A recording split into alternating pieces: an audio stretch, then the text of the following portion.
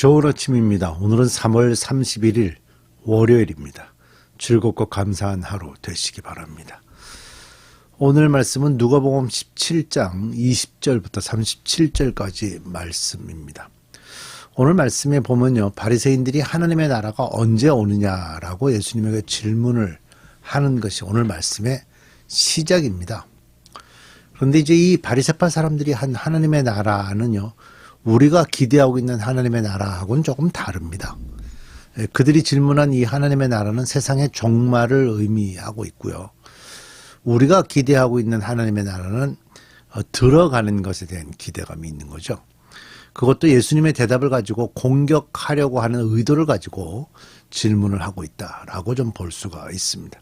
그래서 그래도 예수님이 이 질문에 대한 대답을 하셨는데 함께 이 내용을 좀 묵상하면서 예수님이 대답하신 그 의미를 함께 살펴보려고 하는데요. 우선 이 바리새인의 질문을 보면 하나님 나라가 언제 옵니까? 하는 이 질문은 무엇인가 논리적이고 신학적으로 아주 정확한 대답을 요구할 것 같은 그런 질문이라고 봐야 되죠. 이 말은 이제 무슨 의미가 있는 건가 하면 하나님의 나라가 언제 옵니까? 라고 질문할 때 이들은 자신들이 대답을 가지고 있고요. 그 가지고 있는 대답에 이분이 뭐라고 대답을 하는가 하는 것을 보겠다 하는 의도를 가지고 있는 겁니다. 기본적으로 옳지 않은 방법의 태도를 가지고 질문하고 있는 건데 요즘에도 좀 흔하게 이런 일들이 있는 것 같아요. 요즘에 뭐 좀 툭하면 이단이다 하는 얘기들을 많이 사용을 하고 있는 것 같아요. 기존에 많은 교회들도 대상으로 이단이라는 소리들을 하고 있는데 그들도 되게 질문을 하는 걸 보면 본인들이 질문의 대답을 가지고 그 대답에 맞게 대답을 하냐 안 하냐를 가지고 하는 경우들이 좀 흔하게 있습니다. 좀 더 좀 폭을 넓혀서 성경의 진짜 깊은 메시지가 무엇인지 좀 찾아보는 게 굉장히 중요할 거라고 생각하고요. 이제 우리 함께 본문을 좀 들여다 보십시다. 하나님의 나라는 너희 가운데 있다라는 소제목이 붙어 있습니다. 17장 20절입니다. 바리새파 사람들이 하나님의 나라가 언제 오느냐고 물으니 예수께서 말씀하셨다. 하나님의 나라는 눈으로 볼 수 있는 모습으로 오지 않는다. 또 보아라, 여기에 있다 또는 저기에 있다 하고 말할 수도 없다. 보아라, 하나님의 나라는 너희 가운데 있다.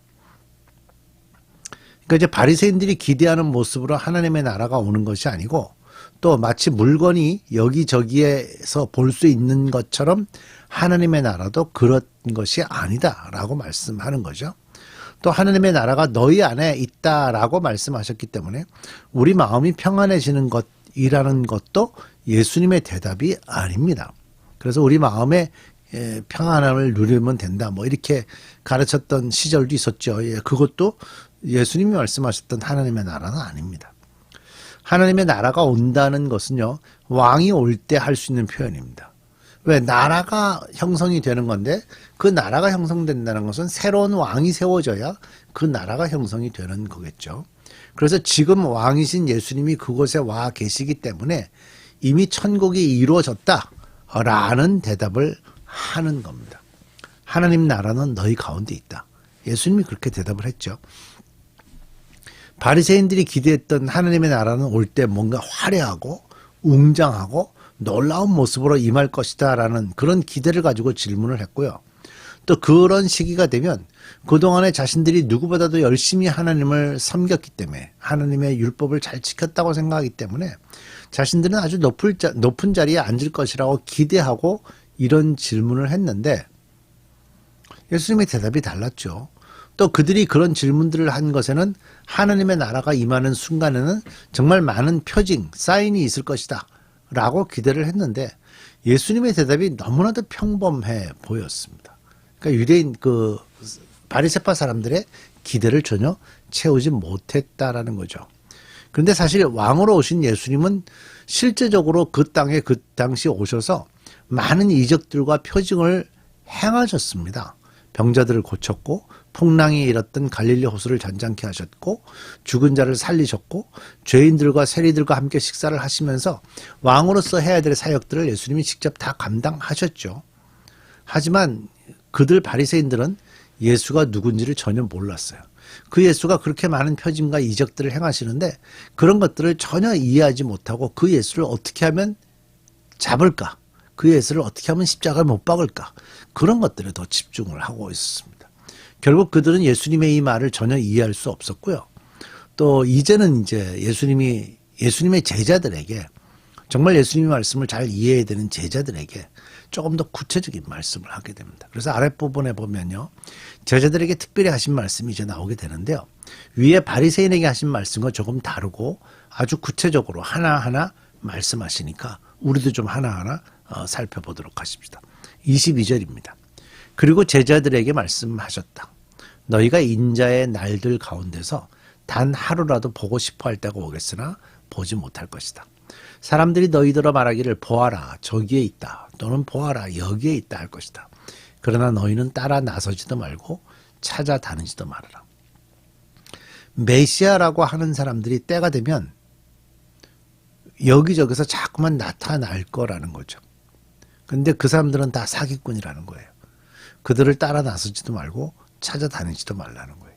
사실 실제로 지난 한 100여 년 동안에 이 가짜 메시아들이 가장 많이 인류 역사상 지난 한 예수님 이후에 한 2000년을 돌아볼 때 최근 한 100년 사이에 가장 많은 이단들이 나왔어요. 그러니까 지금 정말의 시기가 왔다라는 건 맞는 것 같아요. 실제적으로 성경에 나오는 이런 모습으로 여기 있다 저기 있다 하는 얘기들이 지금 많이 들리고 있으니까요. 24절. 마치 번개가 하늘 이 끝에서 번쩍하여 하늘 저 끝까지 비치는 것처럼 인자도 자기의 날에 그러할 것이다.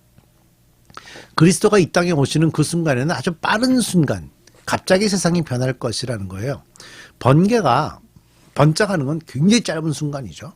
그런 순간에 세상의 변화가 일어날 것인데 번개가 번쩍하는 거는 세상에 사는 모든 사람들이 다 볼 수 있어요. 그죠? 그러니까 번개는 굉장히 공개적인 거예요. 근데 그 공개적으로 그리스도도 세상에 오셔서 예수님이 오실 때는 모든 사람들이 이 세상의 변화를 알게 될 것이다 하는 말씀을 지금 하고 계시는 거고요. 25절. 그러나 그는 먼저 많은 고난을 겪어야 하고 이 세대에게 버림을 받아야 한다. 노아 시대에 일이 벌어진 것과 같이 인자의 날에도 그러할 것이다. 노아가 방주에 들어간 마지막 날에 이런 일들이 있을 거라는 거예요. 노아가 방주에 들어가는 날까지 사람들은 먹고 마시고 장가가고 시집가고 하였는데 마침내 홍수가 나서 그들을 모두 멸망시켰다. 롯 시대에도 그와 같은 일이 벌어졌다. 사람들이 먹고 마시고 사고 팔고 나무를 심고 집을 짓고 하였는데 롯이 소돔에서 떠나던 날에 하늘에서 불과 유황이 쏟아져 내려서 그들을 모두 멸망시켰다. 인자가 나타나는 날에도 이러할 것이다.